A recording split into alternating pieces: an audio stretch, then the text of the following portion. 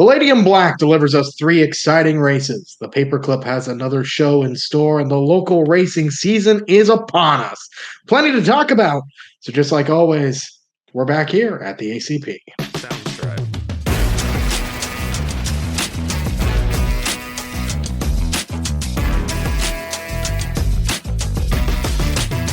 Welcome back to the Announcer's Curse podcast. I'm Derek Todoroff. I'm Ben Iman. And I'm Caden Barstow. And I was the most said answer in the question of who's your favorite announcer, given that it was prefaced with my name. I think I only had one person say me. Second most votes was Caleb. Who was it? I think it was Keegan. But I don't remember exactly now.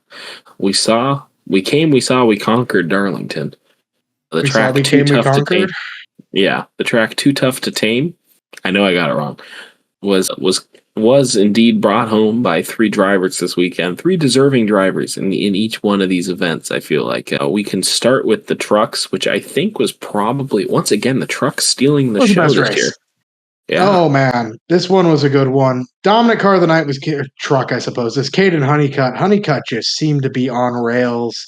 He had some competition. Let's not pretend he didn't. Ross Chastain was there for a lot of the race. Christian Eckes showed a lot of long-run speed. But after Carson Hocevar's truck decided that it didn't want to be pointing straight anymore and spun around from the lead, costing him the race win, we went into a series of restarts that worked out for one driver who played some tire strategy. And as a result, it was Heim time once again. Corey Heim time. 4 wide to make it up to first in 2 laps in NASCAR overtime. Gets past Ross Chastain with a daring move in turn number 4.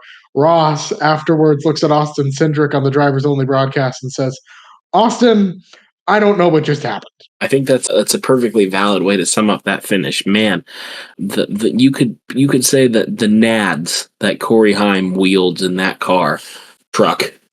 You know, only he could pull that off. Only he could have pulled that move off. You know, I think Corey Heim is betting on himself this year. He is betting on himself because he does not have a full-time Cup ride as things stand. He is betting on 2311 having one for him in 2027.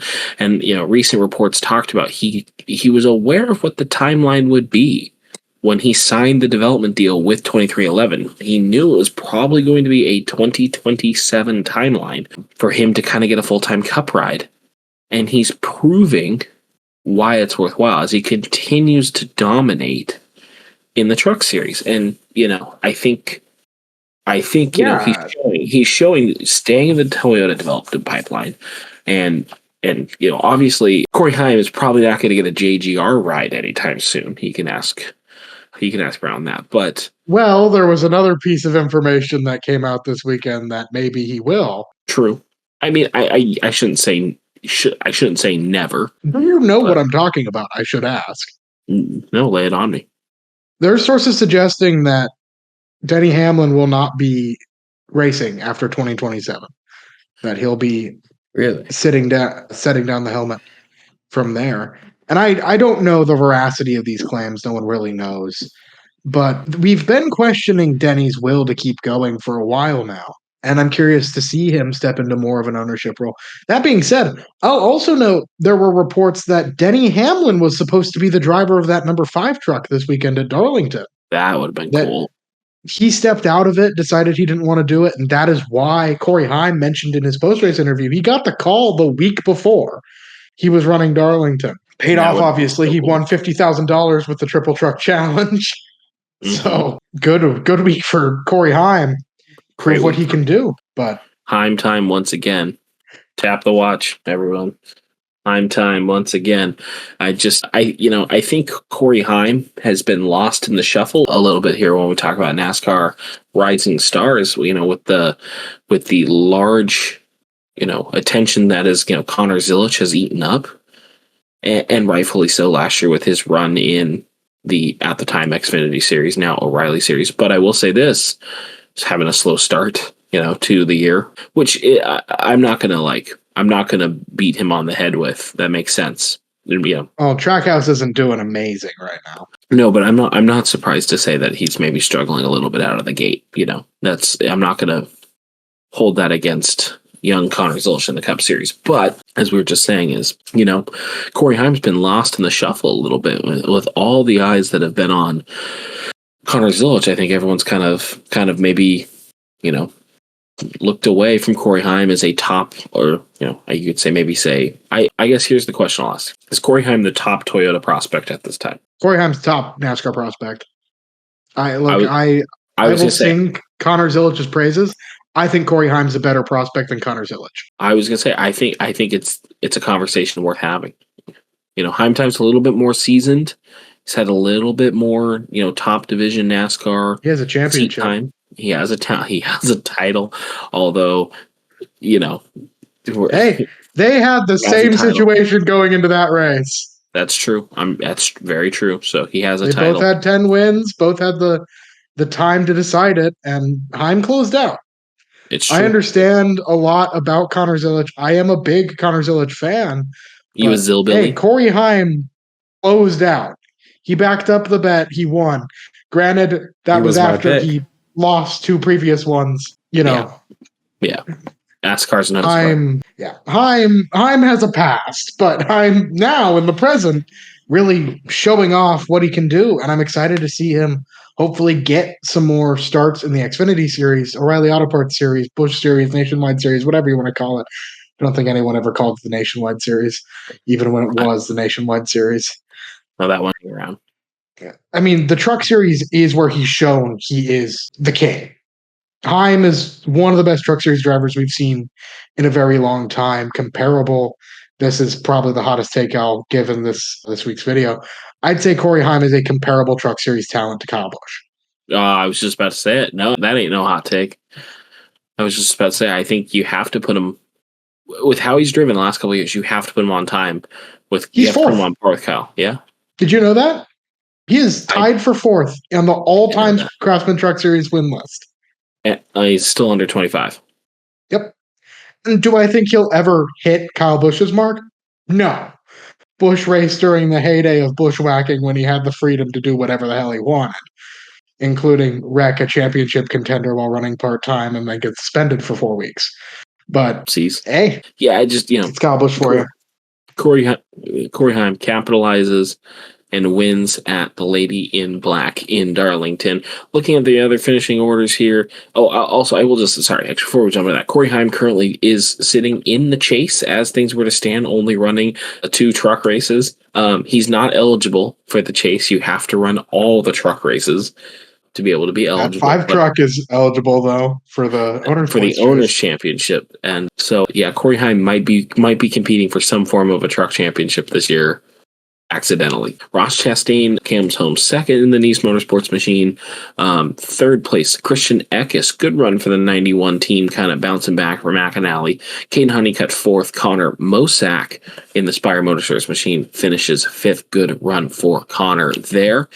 Rounding out the top 10, Christopher Bell in the Hall Marflees in 62. Grant Enfinger 7th. Gio Ruggiero 8th. Daniel Hemrick 9th. And William Sowalich rounds out your top 10.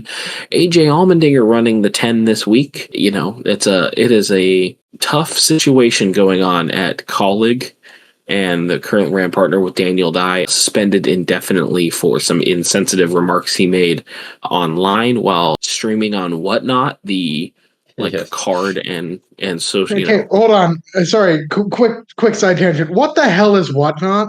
Okay, so Whatnot is an app that kind of put it this way: if you took Twitch and eBay and made it one app. So that's people the stupidest thing I've ever heard. Open baseball card packs, and then you can bid on the boxes before that. People are selling die casts or cards or collectibles or apparel, but you're doing it live. It's gambling live. Why? It's not. It's sometimes gambling. Sometimes it has a very large appeal. I think it's awesome. I've bought stuff on it before. Yeah. Why is there a live streaming aspect? I don't know. It's fun. I think that's kind of what sets them apart. I feel like I was born 20 years too late. Tee-hee-hee. Anyway, so good run for Allmendinger, 11th on short notice. That's with that situation with Daniel Dye. It's tough. It's tricky. we're not really gonna. I don't know if there's really a ton for us to discuss about it. Regardless of your political affiliations, here's what I'll say. You're a fucking idiot if you drag down another series with comments you make, because not only are you going to get people from that other series angry, you're gonna get your sponsors angry. You're going to make your sponsors mad 100% of the time. That's just stupid. Regardless of how it works, regardless of how you feel politically or any of that, that's just stupid. If I'm sponsored by Costco and I say, yeah, I really hate all those bitches who go to Fred Meyer, that's not really a great look, regardless of if you're supporting your brand or not. It just makes you look bad and makes you look sponsorable. Yeah. That being said, if you go to Cummins, I don't want to be friends with you. Derek, not a fan of Cummins as things stand currently. If you go to Erewhon, don't talk to me. Okay. Is there even an Erewhon near us? No, I don't think so. I don't even know what that is. Is that like Whatnot? Is that yeah. No, it's a bougie grocery store. Like the LA grocery store. Yeah. Oh, so it's like Whole Foods, except for Like even above that. Yeah. I want Carson Hocevar finishes 22nd after blowing a tire. Was leading a lot of the day. I don't know how he feels about Whole Foods. Ty Majeski DNFs along with Ben Rhodes, Josh Rue, Minnie Tyrell, Chris Wright, and Andres Perez. And then Corey LaJoy finishes 21st in the jump seat, I've decided to be calling it, for Ram. He will run it back at Martinsville and go back to back in that free agent truck. Why? That'll be at Rockingham, by the way. Oh, excuse me, at Rockingham, because trucks aren't going to Martinsville. Anything else from the truck race? I don't know. My brain's kind of stuck on Whole Foods now. Simple mistakes cost a lot of people. And really, Darlington is a real test. It's a hard track to conquer, and we got to see who could do it. It's really the bottom line. The O'Reilly Auto Parts Series, did any of us watch this race? Yeah, I did. I saw some of it. All the highlights. Justin Allgaier, Will Gator. We've talked a lot about Justin Allgaier on the show about the importance and the role he plays in this series and proving your might against a guy like him. And he was pretty fast all day, Derek. He was pretty fast all day. Brandon Jones comes home second. Good run for Brandon Jones. We don't talk about him a lot. I will say Brandon Jones actually has a pretty solid rep at this track. Jones tends to be decent at Darlington. Brandon Jones, the perennial, hey, yeah, you're there, a driver for JGR. Featured in a Menards ad. I guess that's his highlight. Christopher Bell bushwhacking into third. Kyle Larson bushwhacking into fourth. Carson Kvapil comes home fifth, back in his own car in the one. Good for him. And then Corey Day comes home sixth. Again, Corey Day is just killing it. Yeah. Running inside the top 10 all time. If you get past him wrecking the other cars that he's done so far.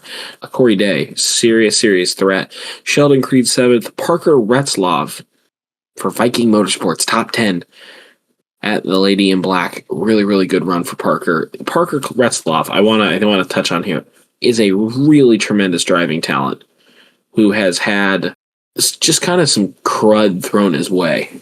I think ever since he decided to push Harrison Burton to the win at Daytona. Yeah. That ultimately ended up costing him, kind of like his ride at the time, because it essentially got him ousted from the manufacturer for a season. Oh, yes and no. He's been at Chevy since, but... Right. But, instead of pushing Kyle Busch to the win, he pushed our good friend. Instead of pushing... Well, no, I mean, I don't know why he pushed Harrison Burton to the win, because as he talked about in that time, if we flash all the way that far back, he thought it was his best chance to win. But Parker Retzlaff is a really driving talent and deserves more shots and more opportunities. Pilots of, do I say mediocre Viking Motorsports car? Okay. Yeah, we'll find out. No one really knows right now. Yeah, but to a top 10. I'll say Parker Retzlaff this is his second most stage points he's ever scored in a season already.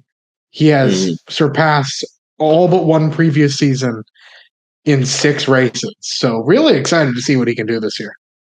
Sammy Smith comes home 9th. Sam Mayer rounds out your top 10. Some other noticeable. Jesse Love comes home 11th. The other Viking Motorsports car, Anthony Alfredo, comes home 12th. Ross Chastain bushwhacks his way into 14th. Williams Walsh finishes 17th here. Dean Thompson, 21st. J.J. Yaley, your highest finishing Ford, in 25th, and then your DNFs. If you LeVar skip Scott, Nick Sanchez, who finished in 16th. Oh, 16th. I did skip Nick Sanchez. That's my bad. I was looking for it, but I was like, where did he go? So those are the only two Fords in the race. Yeah. I don't have anything else to add from this one. I don't think anyone else.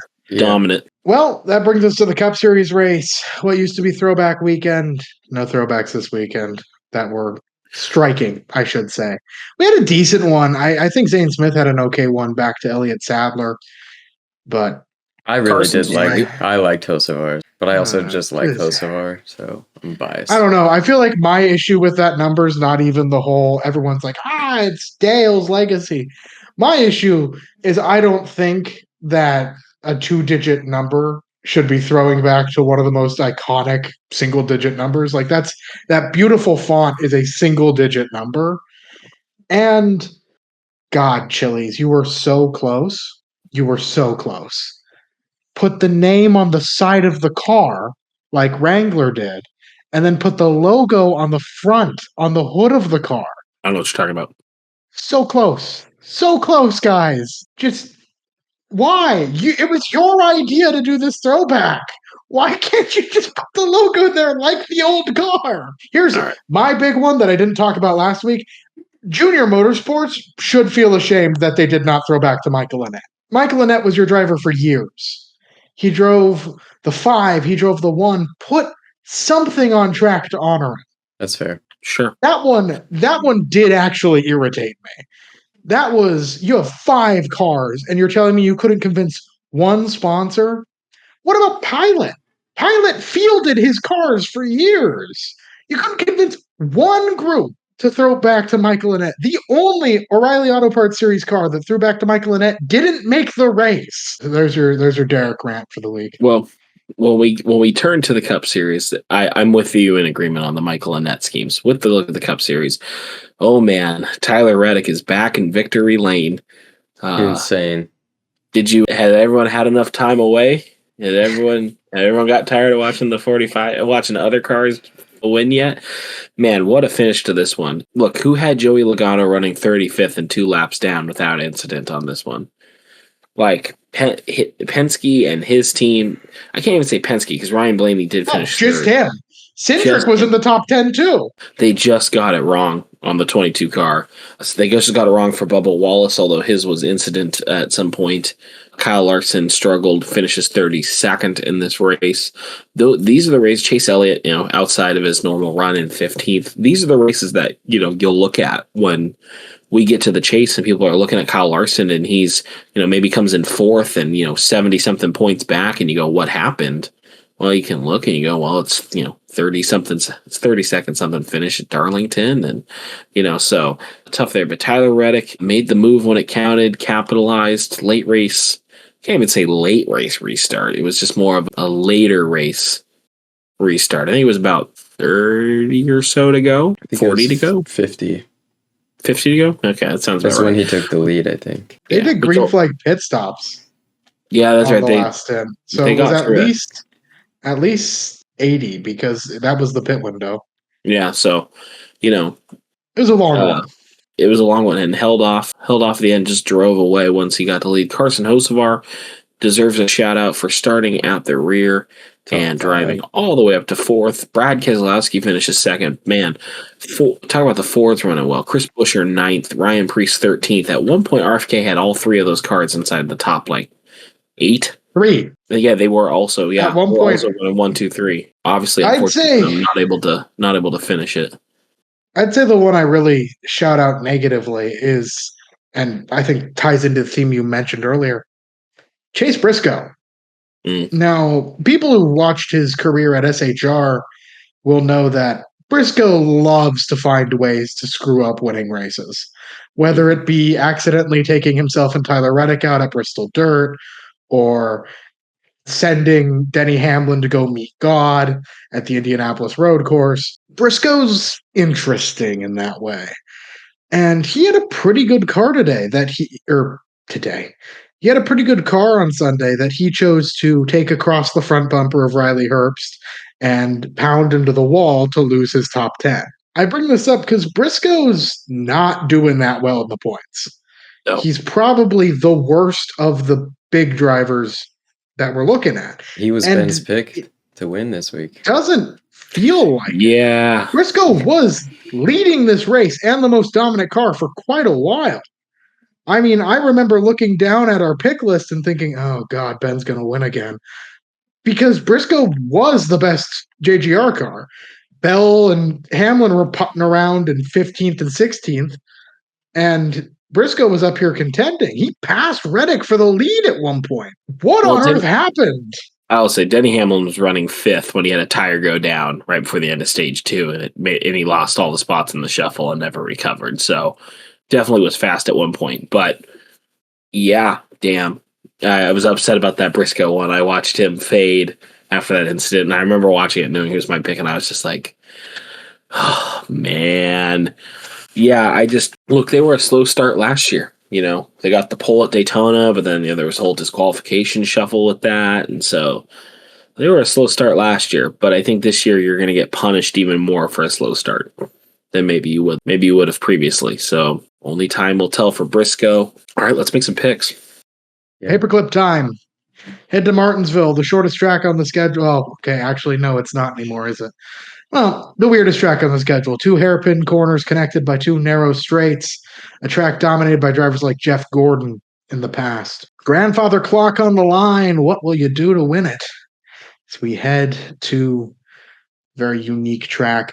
I'm actually going to start by recapping our Cup Series picks, those being, on my end, NASCAR's least interesting driver and Chase Elliott. And, I forgot about Caden's pick. Yeah. Jeez. Caden took Michael McDowell, and Ben took William Byron.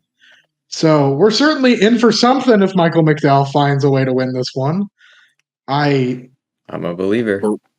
We're rooting for you. Thank you. But with that, the Xfinity Series also heading to the Paperclip, a track that I know a driver who's been super dominant here, and he's 100% my pick. I'm going to let the other 2 go first, though. Oh man, I didn't come prepared this time. That's my fault. Although I think I'm probably going to do better just picking a Chevy, aren't I, guys? Yeah. At this rate, I will say that to then also.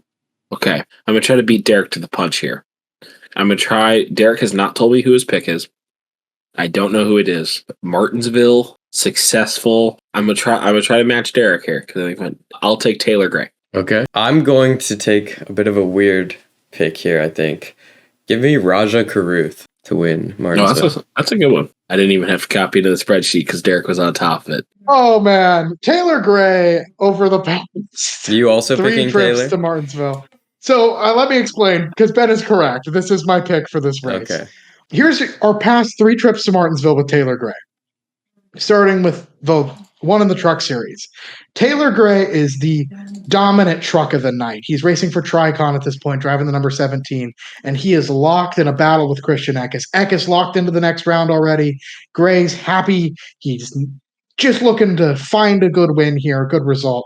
And he gets shunted from the first place spot by Christian Eckes, who goes on to win the race. Fast forward to the next season. It's the springtime. We're in Martinsville. Taylor Gray's a rookie at JGR, and he's got it. He's found the car. He's found the way it worked out. And he gets shunted from behind on the last lap by Sammy Smith and does not win the race. His teammate. No, wrong Martinsville race. I'm sorry. Wrong Martinsville race. My bad. Jump the gun. He finally got it. He finally got it. This racetrack that has been defying him this whole time.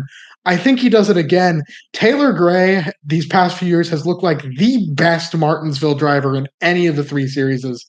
I can't even explain to you why, because I don't know why Taylor Gray is so good at this track. Regardless, he is my pick. He's also my still most picked driver across my years of picking the O'Reilly Auto Parts / Xfinity Series. And I remember last time you picked him, and he finished 37th. Next episode, you said that you were not going to be picking him again. And here we are. It's okay, Caden, because I'm balancing it out because I'm picking him. Yeah. I will happily admit that I don't have a ton of O'Reilly Auto Parts Series drivers that I truly rep, that I root for week in, week out. I got to admit, I have a soft spot for Taylor Gray, and I don't even know why. Maybe it's watching him get robbed 3 times in a row. Taylor Gray is Derek's toxic ex he can't stop going back to. We both got that locked in.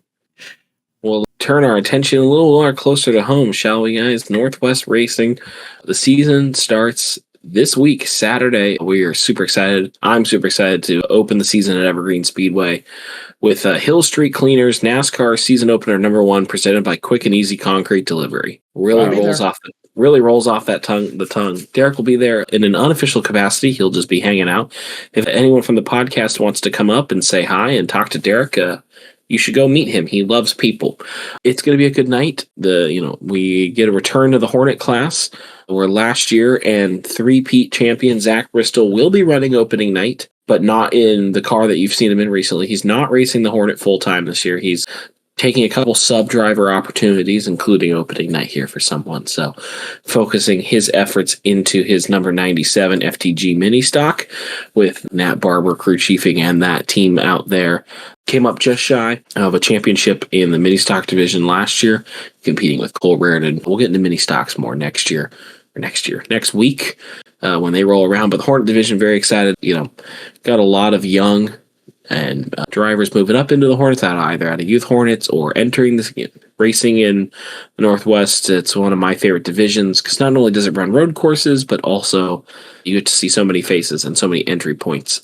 So last year, I think our season opener was Brad Gruhl, who won the Hornet division season opener last year. So we'll see who can kind of come out and break the ice early. But man, there's a lot of fast cars. Hornet Nest Racing is going to bring a strong group. Christian Miller, Dan Miller, Dane Claiborne, just name a few. Gino Solomon, probably, I think, the only person out of the Snyder family racing camp that's going to go Hornet racing full time this year. We'll see if Diesel pops his way in. Matt Snyder moving his way up into mini stocks, and plenty more to shout out as we go. So definitely excited for Hornets to open up the season. The only one figure 8 class running on opening night, to the chagrin of Derek, but it is Stinger 8s, which is the little Chaos Demons, as Derek describes them as. That's what they are. Very exciting. Cody Hoops won a championship last year, bringing him another one for him in his 10 car. Then he tried to sell the car this last offseason, stating, wants to focus on his family a little bit more. And I had a chance to talk to Cody, and he kind of talked about, he's like, they want to go camping on the weekends if they want to. They want to go, have those opportunities to do something. And when you're racing full time and when you're racing for a title, those, it's, where you are on the weekends kind of thing. And so I totally respect that. That being said, he also did tell me he hasn't sold the car, so therefore the car will probably be out here. How much? Completely different conversation. But so Cody Hoops returns in the 10. Obviously, lots of drivers in the Stinger 8 division to watch too. I'm keeping an eye on Diesel Snyder, whose rookie campaign was very strong last year, but still looking to get to that top step. I'm also looking at Matt Somerville, 2024's champion in the division, to be a strong threat as always. So the Stinger 8 division is, I think, one of the awesome figure 8 divisions that we have. I mean, they're all great for their own respective reasons. The Stinger 8s, I think, what makes them great is the fact that they are small and agile and maneuverable. It means the intersection gets going regardless of how many cars they have or what the conditions are like. I mean, it's an exciting class. I got the chance to run one last year, and it gets the blood pumping. Let's say that, especially when, I don't know, hypothetically you make the wrong choice and brake in front of the entire field with your driver's side door facing them in the intersection. Hypothetically speaking, of course. It's a fun class. They'll be fun to watch. Who else we got? Is it Street Stocks? It is Street Stocks, which is, yeah. So Street Stocks, really excited. I'm really excited for the clustering of Tire Pro Street Stocks we have this year. For also mentioned, it's the PRCBD Hornets and the Buzz and Steakhouse Stinger 8s. The Tire Pros Street Stocks, the class is growing. Hopefully, seeing cars change hands this year. The return of a former champion, Mark Hubbard, set to return, competing in the Street Stock division this year again, picking up a car off the hands of Steve Potasic, who is your reigning champion, and that was the championship winning car. Steve is working on a new build. We got the chance to see it at practice day number 2, came out, turned some laps. Mark Hubbard and Marty Sokolsky did not have a great practice day for the Tire Pro Street Stocks. Both of them are now in a bit of a motor hunt, both of them having motor issues after practice day and during their test sessions last Saturday. So hoping quick and cheap recovery for both of those cars. But so the Street Stock class is growing. surprisingly. I know there was a lot of conversation about this class in the offseason, a lot of rumor mill going around about what may be done because the street stock class is quite unique in how they run. Ultimately, some minor tweaks to the rules, and here we go again.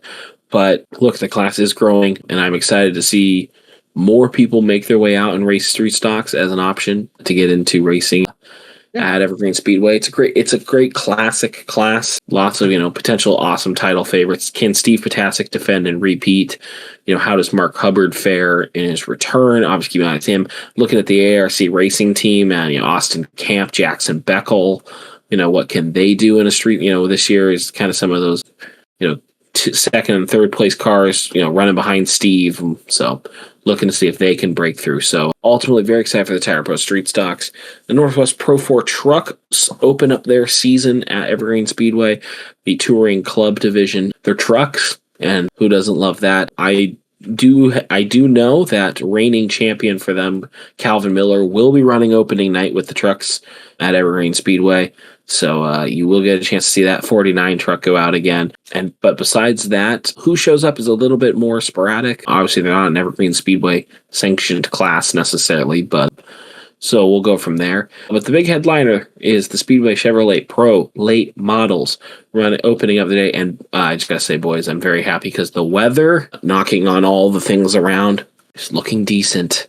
Looking decent for Pro late models. Of course, Evergreen Speedway, rain or shine, except for the Speedway Chevrolet Pro late models and when the Granite Super Sprint cars come to town. But the weather looking great enough for them to run. Got the chance to catch up with 5 of them at practice day. Haley Constance, Naima Lang, Chad Fitzpatrick, actually 6 of them, excuse me. Chad Fitzpatrick, Wyatt Gardner, Chase Gardner, and newcomer Dempsey Graham all came out and turned laps, shook some stuff down, shook some tires down, So here's the question. Yeah. What's the question? As you might notice, if you scroll to the far right of our lovely spreadsheet, I gotta ask, Ben, who do you think is going to win opening night number 1? Oh, I love that you gave it. I love it that you gave it its full government opening night number 1, full government. Man, because I haven't seen probably about half of them that are going to be out. Haven't had a chance to see Doug Bennett hit the track yet. We'll see him. Haven't seen the point of seeing Alexander Boyette hit the track yet. We'll see him. And there's a few more that I haven't had a chance to see hit the track yet. Man, putting me on the spot. I'll take Naima. I'll take Naima Lang. Look, he is the all-time leader in championships at Evergreen Speedway with his record-setting 10th title or 11th title. Did we say 11 titles or 10 titles total? 9 in a late model, 1 in a bomber street stock. So he has more than anyone else. He's probably up there in wins. Obviously, stats we don't have necessarily going back that far. Although that was a project I was hoping to get started on, was to start piling stats from years prior. It's hard to bet against him, especially when it's opening night and a lot of people don't necessarily know exactly what they're going to bring. I definitely think Haley Constance could go to victory lane.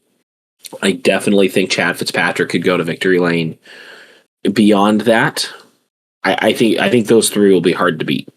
I definitely think you have some strong competitors potentially further back in the field as they're going, but I would put my money if I was betting on one of those 3 right now. We won't get a chance to see Wyatt Gardner at opening night as they're preparing for the Apple Cup in just a couple weeks. So I'd be willing to throw Wyatt in that mix of those top 4, kind of week in, week out, that I could feel confident kind of putting some faith behind. But yeah, I definitely think, of the cars I've seen on track, I can't rule anything out. Any of them have the opportunity to win and could be in the right place and could bring the right car and nail the setup and nail the tires and, don't lose a mother load of stagger across the race. But, I just don't know at the end of the day. And so there, I'll go name Any given Saturday. Oh, you'll have to come out and see for yourself who conquers the Super Speedway of the West on opening night number 1. Ben, of course, will be up in the booth. I'll be there as a fan. Caden, I don't know what he's doing. I don't know either. Maybe Caden will tune in via track tune, which is another thing you can do, hopefully. But everyone should come. Everyone should come and say hi to Derek. Yeah, come say hello to me. I will stare at you a little bit blankly. If you Ask say for an you listen to the podcast, I might say something along the lines of, "Oh, really?" Unless, of course, your name is Ryan Clark, in which case I'll say, "Oh, Ryan, how do you spell your name?" I don't know if you watch the video version, Ryan, but I'm smiling at you if you don't. He watches both. He told me he loves the podcast so much as he watches. He watches. Our biggest fan, Ryan Clark. YAC. Oh, I did it myself. Oops. Yeah, I can't wait to hear about this week. This will be a fun one. I wonder who he'll text about this, if it'll be you again or if it'll be me. Yeah. As always, thank you for tuning on into the Announcers Curse podcast. I don't have anything more for you. I guess before we go, if you've made it this far, I just want to remind people listening that if you're on YouTube, please subscribe to the channel, leave a like. It really helps us out a lot. If you're on Spotify, download, leave a comment, share, all those things. It helps us out a lot. If we get 1,000, if we get 1,000 subscribers on YouTube by December 1st and 1,000 followers on Spotify, I will work hard to put out a Christmas EP for you people to enjoy of listening to the theater major sing. Maybe backed up by that band that Ben keeps inviting me to go to events for. Derek, we usually, when you hit milestones like that, you want to give away something people want. Well, it's kind of like an impending threat. They can use it as a weapon. It's like giving them a bomb. But no, we do have some cool things planned. So just keep supporting us, and we'll keep entertaining you. Stick around. That's what, there's plenty of fun. Go back into the roster. Listen to how much we've improved. Listen to the editing skill of Ben before we got our modern day editor. Listen to Ben and I use the same mic in at least one episode. It's an adventure.